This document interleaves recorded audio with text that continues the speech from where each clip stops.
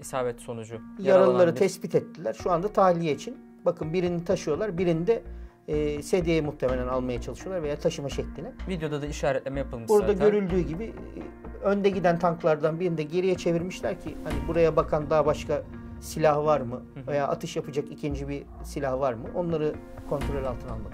Bütün bunların başa çıkmanın yolu eğitimden geçer. Kendine, silahına ve yanındaki diğer arkadaşına güvenden geçer. Hocam hoş geldiniz. Hoş bulduk. Nasılsınız? İyiyim. Yine bir içerik için bir araya geldik. Evet. Ama başlamadan söyleyelim yine.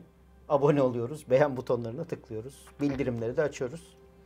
Hocam önceki içeriğimizin bir benzerini bu sefer farklı görüntü üzerinden yapmak üzere bir araya geldik. Bu sefer Hamas'ın yayınladığı bir operasyon görüntüsünü izleyeceğiz. Hemen başlayalım. Burada ve yorumlarınızı da alalım görüntüyle beraber.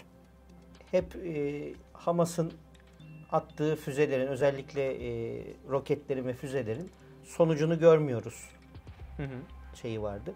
Burada kendi el yapımıyla yaptıkları değil, kendi modifiye ettikleri değil, standart bir askeri teçhizat kullandıklarını göreceğiz. Ama önemli olan tercihlerini nasıl kullandıkları. Şimdi girişte gördüğümüz şekliyle tanklar ve zırhlı araçlar var. Tekerlekli ve paletli zırhlı araçlar Şunlar görüyoruz. Zırhlı araçlar. Evet. Girişte gördüğümüz şekliyle ön tarafta ilerleyen tanklar, arkasında tekerlekli zırhlı araçlar görüyoruz. Bunlar mayına ve EYP'lere karşı dayanıklı, dışarıdan gelecek atışlara karşı da içindeki personeli koruyacak şekilde yapılmış. Ama arkada gördüğümüz iki araç, jip, askeri araç, taktik tekerlekli ama onları koruyan bir zırh yok. Görüldüğü gibi yanları da açık. Atışı yapacak olan nişancının eğitimi burada devreye giriyor. Öndeki tanklara da atabilir, ortadaki zırhlı araçlara da atabilir ama tercihini arkadaki açıktaki araçtan yana kullanıyor. Çünkü içindekileri görüyor. Şu anda zırhlı aracın içindekileri tahmin edebiliriz ne olduğunu.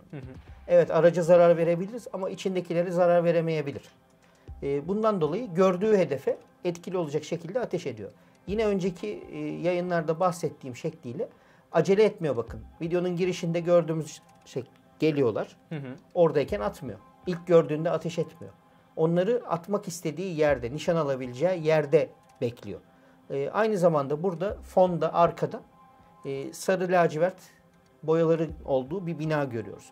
Bu da yine önüne gelen askeri teçhizat arazide kamufle edilmek üzerine boyanmış şekliyle. Ama burada görüldüğü gibi bakın sarının önüne geldiğinde gayet belirgin bir şekilde. Bu da bir mercekten, bir optik cihazdan nişan alan nişancının isteyeceği şey.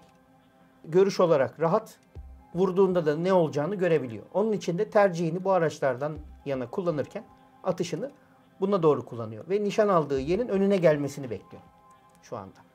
Kaydı da atılan yerden değil, farklı bir yerden olan kayıtla başladık. Şimdi devam edelim. Edelim. İşaretleme yaptı. Evet, bunu bize gösteriyorlar. Bu prodüksiyon olarak elden geçtiğini gösteriyor. Yani aldığı ham şekliyle yayınlamamış. Elden geçtiği şekliyle yayınlamış. Bunun üzerine ses ve diğer görselleri de yazıları da koyuyorlar. Gitgide son zamanlarda gelişen bir metot haline geldi.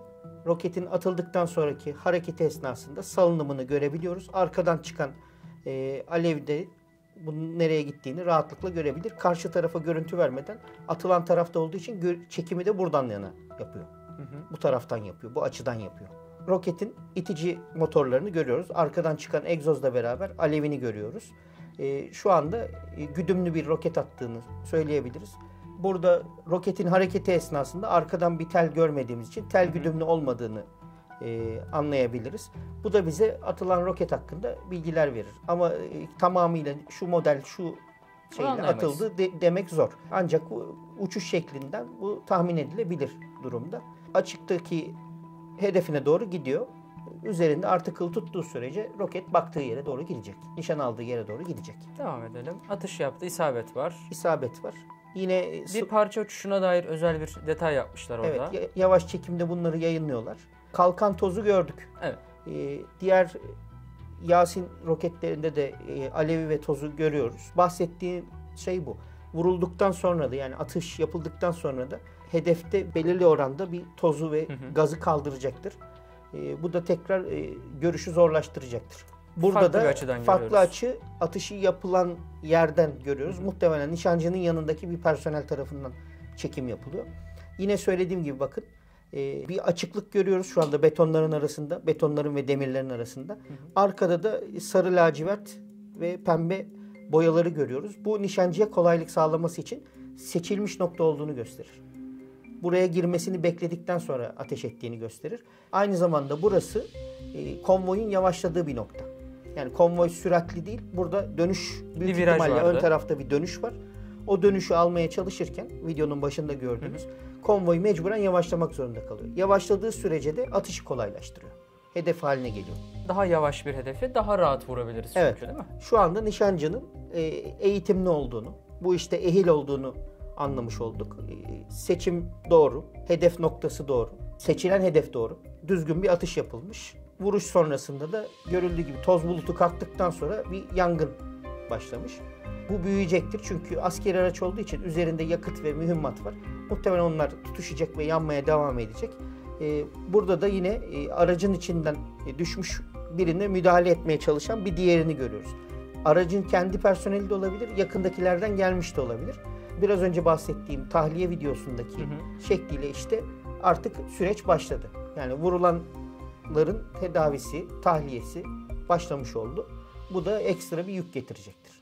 Sadece bir aracı ve içindekileri imha etmekle kalmadı. Aynı zamanda muharebe sahasında belirli oranda personeli ve teçhizatı da bu işe angaje etmek zorunda kaldılar. Çatışmadaki muharebe müessiriyetini azaltacak. Baskıyı ve stresi arttırdılar. Tabii ki. Şu anda konvoyun önünde giden bütün araçlardakiler Durmak zorunda.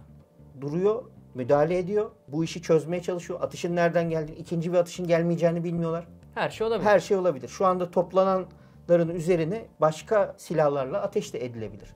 Bakın yaralıyı tahliye etmeye gelenler, bütün bunların emniyetinin alınması, korunması, tahliyesi, götürülmesi derken olay çetrefilli bir hale gelecek. Devam edelim.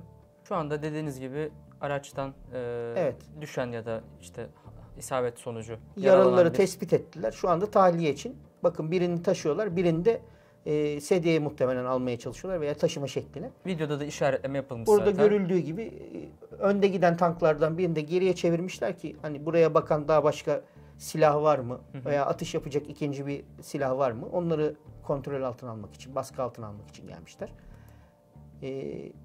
Atışın tahliye geldiğini var. tahmin ettiği taraf bu taraf olduğu için de şu anda tankın zırhından faydalanarak onun arkasında yaralıya ilk müdahaleyi etmeye çalışacaktır. Buradakiler hala toparlamaya çalışıyorlar. Onlar da Bunlar aldı. da arkadan devam etmeye çalışıyorlar aldı ama ve devam ediyorlar. şu anda taşıyarak. açık hedefler aslında. Hepsi İkinci açık bir, hedef. Buraya ikinci bir şeye karşı. sadece görerek değil, görmeyerek silahlarla da yani topa havan atışları da yapılabilir. Drone'la saldırı da düzenlenebilir. Bütün bunlar oradaki yükü arttıracak. Oradaki personelin üzerindeki şeyi arttıracak. Devam edelim. Yangın başladı. Tutuşacak ve yanacak. Muhtemelen içinde yananlar da olmuştur. Araç artık kullanılamaz halde. Evet, dediğim gibi şu anda bir aracı imha ettiler. İçindekilerin bir kısmını da etkisiz hale getirdiler. Ama gelmeyenler de şu anda taşınıyor. Bu işte muharebedeki stresi, muharebedeki koordinasyon zorluğunu ortaya çıkaracak. Tekrar bir atış göreceğiz. Ve görüntü bitti. Hocam görüntümüz bu kadardı. Ben lakin üzerine biraz daha sormak istiyorum. Yaralı tahliyesi gördük bu kayıtta. Açık hedef gördük. Muharebe anlarında bu tarz streslerin artması, görevli askerleri veya geride yeni pozisyon almayı bekleyen askerleri üzerine nasıl bir etki yaratır? Ağırlığını hissedecek. Korkuyla beraber kendini korumak isteyecek. Bütün bu stresle, bu zorluklarla başa çıkmanın yolu eğitim. Kendine, yanındakine ve silahına güvenmekle alakalı. Bunu da yapabilmesi için eğitiminin iyi olması gerekir. Ne kadar eğitirseniz, bunları prova ederseniz onun yetişmesi bu stresi azaltacaktır, yok etmeyecektir. Sıfıra indirmeyecektir ama azaltacaktır. En azından belirli bir seviyeye indirmesini gerekir ki işine devam edebilsin. Yani o yaralıyı tahliye etmeye devam edebilsin. İşte bazı vakalarla karşılaşılır. Şoka girme durumları yaşanabilir. Bütün bunların başa çıkmanın yolu eğitimden geçer. Kendine, silahına ve yanındaki diğer arkadaşına güvenden geçer. Bunları sağlayabildiği sürece muharebeye devam edecektir. Sağlayamadığı durumda muharebe dışı kalacaktır. İlla vurularak veya yaralanarak değil, bu tip durumlarda da psikolojiyi devam ettiremediği için muharebe dışında kalacaktır. Savaşamayacaktır yani. Hocam eklemek istediğiniz bir şey var mı? Abone oluyoruz, beğen butonlarına basıyoruz, bildirimleri de açıyoruz. Teşekkür ederiz hocam. Ağzınıza sağlık. Sağ olun.